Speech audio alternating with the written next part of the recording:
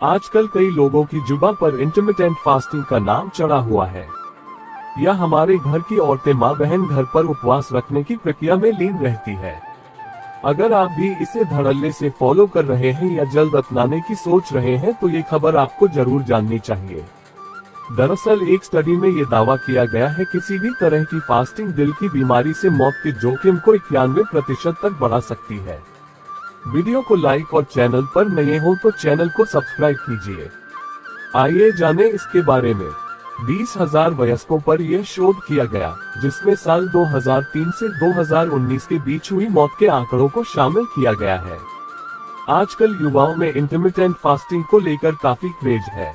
अगर आप भी इसे अपनाए हुए हैं या जल्द ही फॉलो करने जा रहे हैं तो ये वीडियो आप ही के लिए है। फास्टिंग के इस तरीके पर हाल ही में एक शोध के नतीजे सामने आए हैं जो इस पर बड़े सवाल खड़े कर रहे हैं।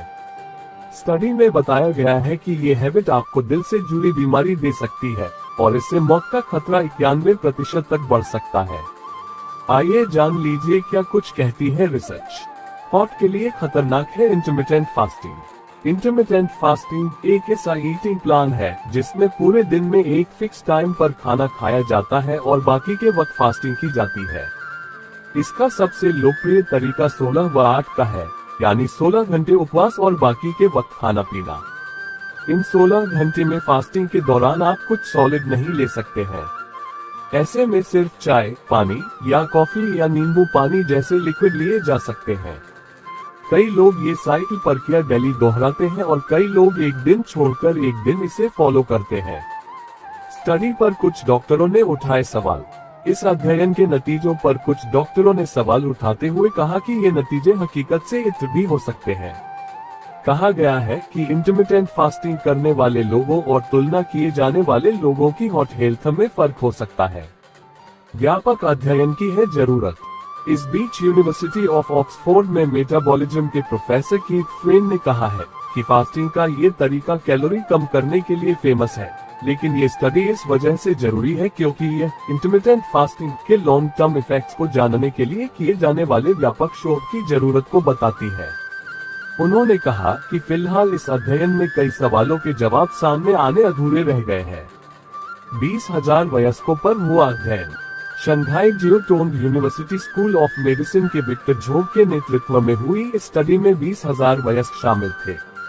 इसमें 2003 से 2019 के बीच हुई मौत के आंकड़ों को लिया गया है। बता दें, शोधकर्ता इस बात से इनकार नहीं कर रहे हैं कि इस स्टडी में गलती की संभावना नहीं है, लेकिन फिर भी इंटरमिटेंट फास्टिंग पर किया गया इतना खतरनाक दावा अनदेखा नहीं किया जाता है। ऐसे में अभी इसे लेकर और अधिक शोध की जरूरत है। आजकल वेट लॉस, वजन घटाने और हेल्दी रहने के लिए इंटरमिटेंट फास्टिंग को एक बेहतरीन तरीका बताया जाता है। दावा किया जाता है कि इससे कम समय में ज्यादा वजन घटाने में मदद मिलती है।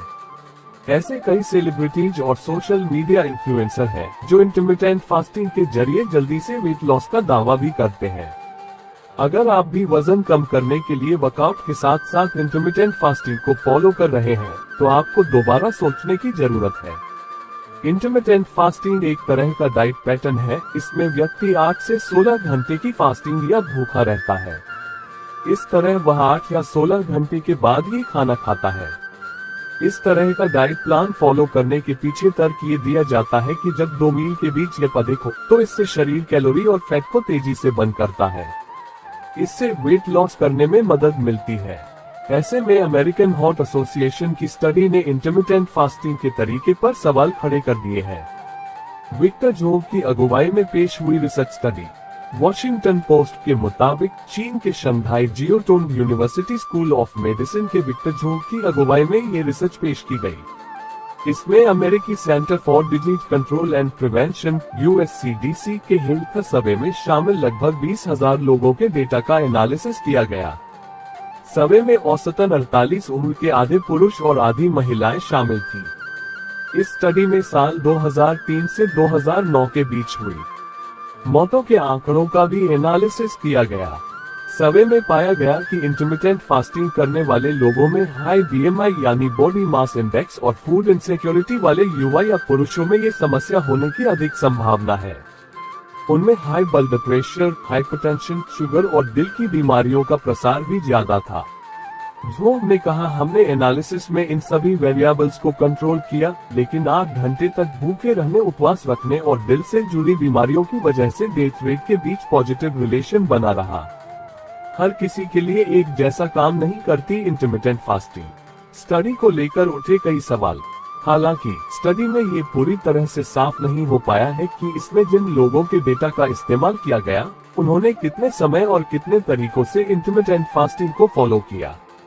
यूनिवर्सिटी ऑफ ऑक्सफोर्ड में मेटाबॉलिज्म के प्रोफेसर कीथ फ्रेन ने अपने एक बयान में कहा, इंटरमिटेंट फास्टिंग कैलोरी कम करने का एक लोकप्रिय तरीका है। हालांकि ये स्टडी बताती है कि हमें इंटरमिटेंट फास्टिंग के लॉन्ग टर्म प्रभावों पर डिटेल स्टडी की जरूरत है। वीडियो को लाइक और चैनल पर नए हो तो चैनल को सब्सक्राइब करें।